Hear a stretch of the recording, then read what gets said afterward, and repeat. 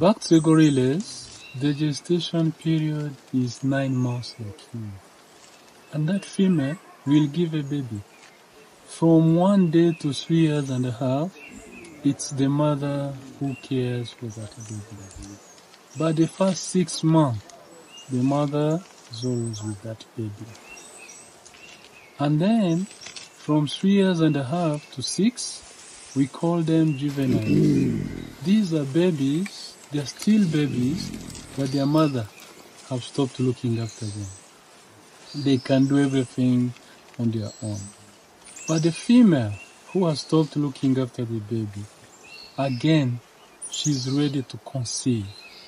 Female gorillas, they make between 4 and 6 babies into their entire lives.